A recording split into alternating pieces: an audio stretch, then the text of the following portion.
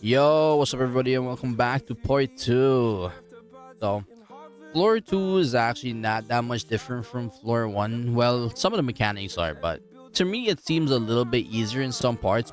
Same gear, everything. I'm not changing anything. Same card set. Also, I would say I really wish I had crit defense right now because I am trying to do floor 3. And there's the part where my Merlin's getting critted, and crit defense is a plus, so make sure when you're doing this, have your crit defense or crit resist gear in tow. But yeah, let's get into it. Same mechanics to move him around left, middle, and right side. All correspond to shock, poison, and bleed as usual. Something else is in play here though, and it is corrosion stacking. Corrosion stacking is actually like a bad thing if you don't know how to play against it, but it is pretty easy. So what you're gonna see me do is use Liz Cleanse before any of the corrosion procs, just because if you have 5 of the red corrosions, it becomes a gray. But one other thing that happens, if you cleanse the corrosion, you actually spam your entire team with 3 gray stacks of it. So that's why you see me burning my Liz Cleanse early, just as a slight precaution to myself, because I don't want to end up in a bad situation just because I'm cleansing, right? But yeah, the only thing we're going to be focusing is actually killing both right and left stumps. If you have the card set, you're not going to end up like this.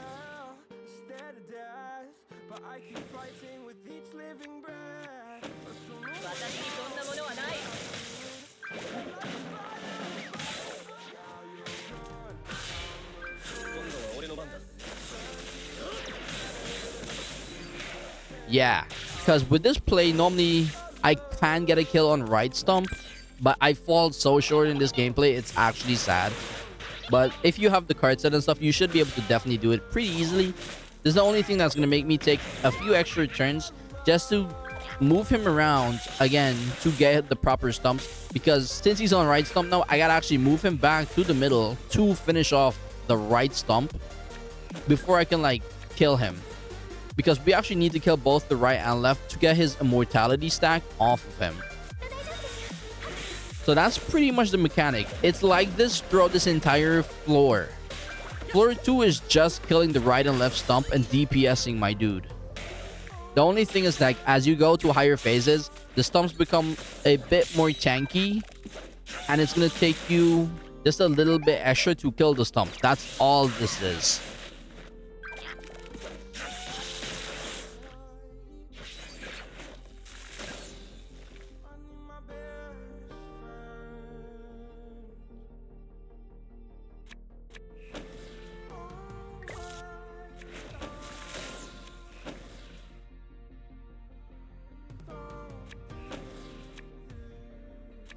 Like right here, I do kill the stump and try to get a kill on him. But unfortunately, I just fall a little bit too short. So I'm going to have to wait another turn again to finish him off.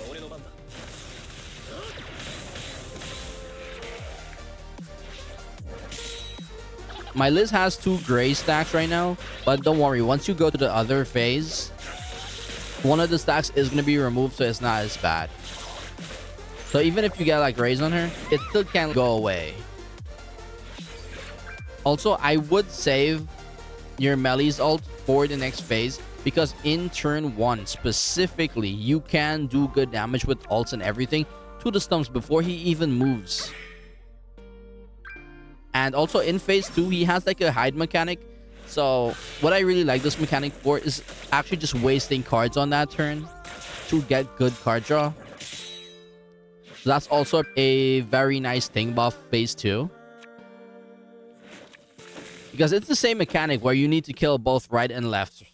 But now that he's going to hide, it gives you an extra turn to get that card draw in, right? So you can waste dead cards in your hand while he's hiding. And it's not really going to affect you in any way. If anything, it's like a free turn.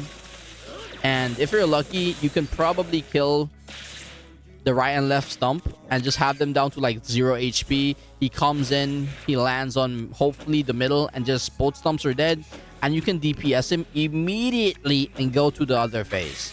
But if not, same thing as before, you're gonna move him around, get both stumps down if you didn't, and then DPS him to move on to the next phase. Pretty easy stuff. But as I said, yeah, Melly's card RNG is a huge thing in this. So hopefully you get a good amount of cards for him.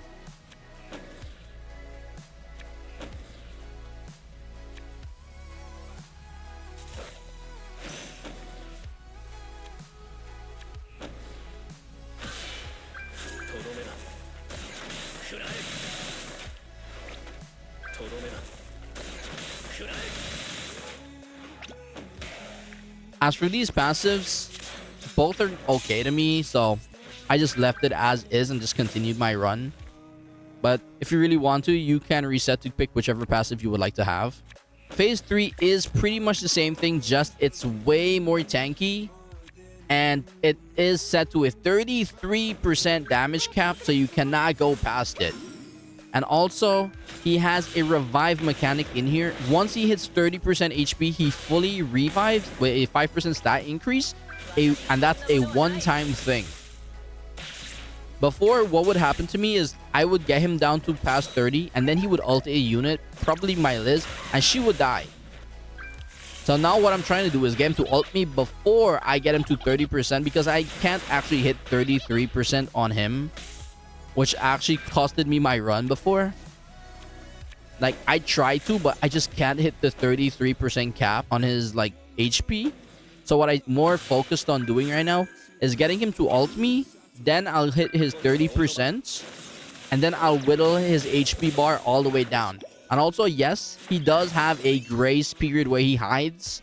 So it gives you a time to recover and get better card draw in. So not too much there to worry about. As long as you kill both of the stumps and you get past the 30% HP, to me, it's fine.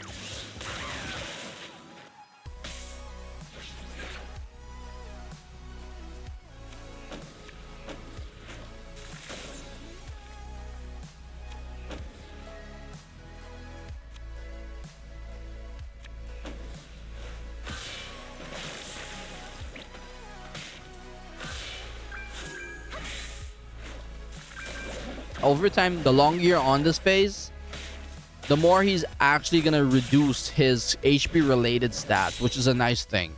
But even with that, I still can't get the kill. So that's why I'm focusing to actually just trade up getting him to 30% HP.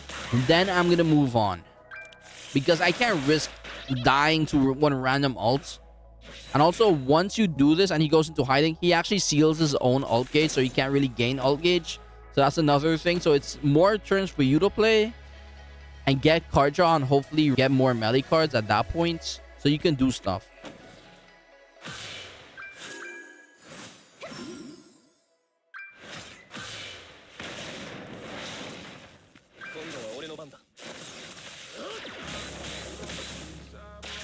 And while he's hiding, like, you can burn the ult. Honestly, the ults themselves don't really do that much damage. So just making space for as much card draw as possible is probably what I would do when you have, like, only stumps in front of you. That's the better play.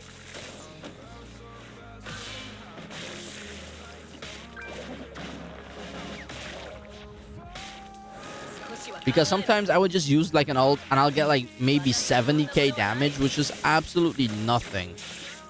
Like, as opposed to his entire HP pool, it's crazy. Like, 70k is nothing.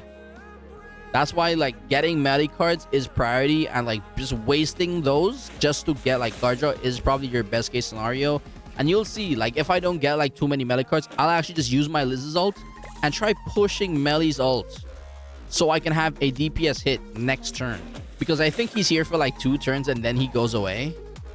I think that's the interval he's on.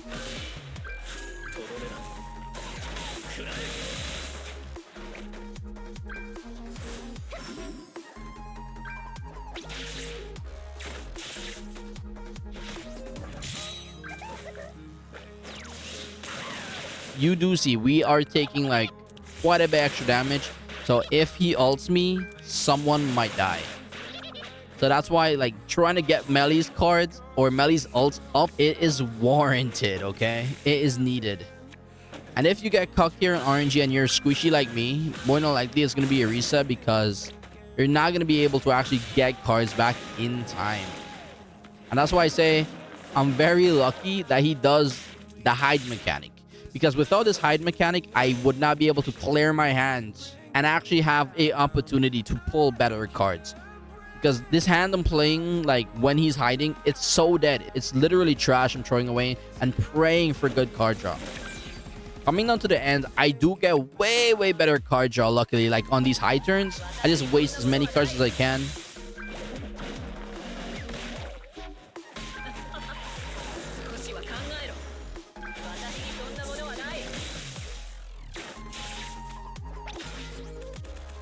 I have two options here. I push Liz's ult, I wait for Melly to rank up, and I kill the following turn. But currently I'm full HP, I have extra Melly cards, and I could rank him up myself and get my creation buff. So I opt for that, and I just go for a kill. And luckily enough, I do get the kill. So pretty easy to get the clear done. You just gotta pay attention to like what his mechanic is and how you're saving your Melly cards and how you're rotating through your cards. So yeah, hope you enjoyed, hope this helps. Thank you very much for watching, and I'll see you in the next one. Peace.